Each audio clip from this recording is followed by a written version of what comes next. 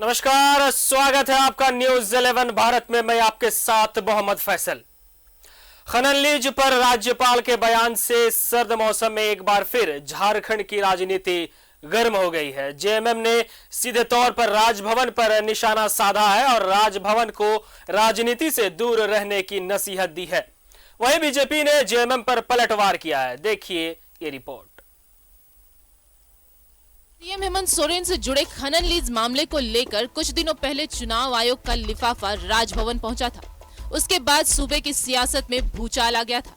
कयासों के बाजार के बीच रिजॉर्ट पॉलिटिक्स भी चली, बयानबाजी हुए, लेकिन फिर सब शांत हो गया। सब कुछ सामान्य लगने लगा। लेकिन दीपावली पर अपने घर रायपुर गए राज्यपाल रमेश बैस ने एक धमाका किया है। निजी चैनल से बातचीत में उन्होंने कहा कि दिल्ली में पटाखे प्रतिबंधित हैं, लेकिन झारखंड में कभी भी एटम बम फूट सकता है। लेकिन मैं नहीं चाहता कि बदले की भावना से या किसी को बदनाम करने के लिए मैं कोई भी कार्रवाई करना नहीं चाहता। चूंकि मैं संवैधानिक पद में हूँ, मुझे संविधान की रक्षा करना है, संविधान के अनुसार चलना है। अब इसलिए मेरे ऊपर कोई उंगली ना उठाए कि इन्होंने बदले की भावना से किया है। इसके लिए ही मैंने सेकंड ओपिनियन मांगा है। अब जहाँ फटाके का आप बात किए, दिल्ली में फटाका तो बैन है, झारखंड में फटाका बैन नहीं है। अब हो सकता है कि एक आध एटम बम फट जाए की बात। आप किसको डरा रहे हैं? शिबू सोरेन के बेटे को डरा रहे हैं, झारखंड मुक्ति मोर्चा को डरा रहे हैं। इतिहास गवाह है कि झारखंड मुक्ति मोर्चा पर जब जब प्रहार हुआ है, जब जब आक्रमण हुआ है, प्रताड़ित किया गया है, तब तब झारखंड मुक्ति मोर्चा और मजबूत होकर सामने आई है। तो आप जो कवायद कर रहे हैं उससे हासिल तो कुछ नहीं होगा। हाँ, इतना जरूर है कि झारखंड जनमानस को आप आघात पहुंचाना चाहेंगे तो उसके परिणाम गंभीर होंगे, राजनीतिक परिणाम भी और सामाजिक परिणाम। भले ही अपने बयान में महामहिम ने यह भी कहा है कि राज्य में सरकार को अस्थिर करने की उनकी कोई मंशा नहीं है, लेकिन राज्यपाल की बात सर्द मौसम में भी सूबे की सियासत में गर्माहट लाने वाली है। सत्ताधारी जेएमएम का कहना है कि दोबारा मंतव्य मांगना संवैधानिक संस्थान की विश्वसनीयता पर सवाल खड़ा करता है। लगता है कि मामले को मैनिपुलेट करने की साजिश चल रही है। तो कांग्रेस का कहना है कि राज्यपाल पटाखा फोड़े या फुलझड़ी, जनता को दिग्भ्रमित न करे। और मीडिया के माध्यम से ये खबर हम लोगों को भी मिला है और स्वाभाविक है कि दीपावली है तो सिर्फ झारखंड में नहीं पूरे देश में इस तरह का माहौल है, बम पटाखे फूट रहे हैं। लेकिन जो बयान राज्यपाल महोदय का आया है तो निश्चित रूप से कहीं ना कहीं संवैधानिक संस्थाओं की विश्वसनीयता पर प्रश्न उठता है। देखिए, हम लोग भी यही चाह रहे थे कि राज्यपाल महोदय के आदेश पे कम से कम बम भी फटे, फुलझड़ी भी जले।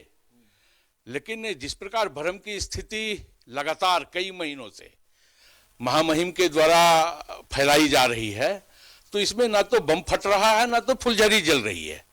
राज्य की जनता भी उसी और टकटकी निगाहें रखी हुई है कि कब हमें बम की आवाज सुनाई पड़े या फुलझड़ी की लाइट जो है हमें दिखाई पड़े।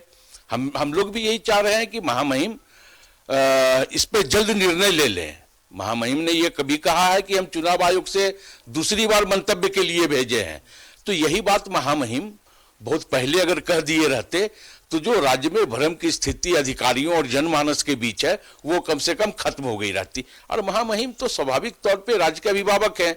अब एक अभिभावक को इस प्रकार की राजनीति शोभा नहीं देता। सत्ता पक्ष का वार हुआ है तो विपक्ष का पलटवार भी लाजमी है। बीजेपी के विधायक सीपी सिंह ने जहां राज्यपाल के बम वाले बयान को मजाक के लहजे में दिया बयान कह रहे हैं, साथ ही ये भी कहते हैं कि राज्यपाल का निर्णय संवैधानिक कार्य है। सभी पार्टियों को संवैधानिक निर्णयों का सम्मान करना चाहिए। महामहिम राज्यपाल जी मजाक में भी किसी बात को बोलते हैं तो उसका अर्थ को अलग अलग ढंग से लोग परिभाषित करने लगता है। क्या संवैधानिक प्रमुख की है और संविधान की रक्षा करना उनका दायित्व बनता है। तो अब आरोप लगाने वाले तो राष्ट्रपति पर भी लगा देते हैं, राज्यपाल पर भी लगा देते हैं, चुनाव आयोग पर भी लगाते हैं, ईडी और सीबीआई पर भी, तो इसका तो कोई मतलब नहीं है। मुहिम राज्यपाल के किसी भी बयान पर किसी भी राजनीतिक दल को सार्वजनिक टिप्पणी करने से परहेज करना चाहिए। इसलिए माननीय राज्यपाल ने क्या कहा है उस पर हम तो कोई टिप्पणी नहीं करेंगे। हाँ, लेकिन ये अवश्य है कि इन्होंने सेकेंड ओपिनियन के लिए भेजा है, जो इनकी संवैधानिक बाध्यता नहीं, नेचुरल जस्टिस के सिद्धांत से भी आगे बढ़कर महामहिम ने कार्य किया। उनको दोबारा ओपिनियन लेने की आवश्यकता नहीं थी संवैधानिक प्रावधानों के अनुसार, लेकिन फिर भी उन्होंने कहा जाता है कि इंसाफ सिर्फ होना नहीं चाहिए, ऐसा प्रतीत भी होना चाहिए कि इंसाफ हुआ है। तो उन्होंने तो 2 कदम आगे बढ़कर फिर से सेकेंड ओपिनियन लिया। मुख्यमंत्री हेमंत सोरेन के नाम खनन लीज मामले में सुनवाई पूरी करने के बाद चुनाव आयोग ने 25 अगस्त को अपना मंतव्य राजभवन को सौंपा। तब से अब तक लिफाफा तो नहीं खुला। हाँ, वक्त दर वक्त इसको लेकर सियासत जरूर खुल जाती है।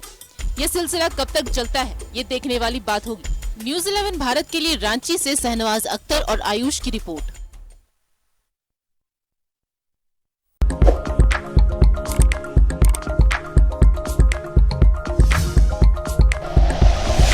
Like and share videos, subscribe करें हमारा चैनल और प्रेस करें बेल आइकॉन। न्यूज़ 11 भारत, सच है तो दिखेगा।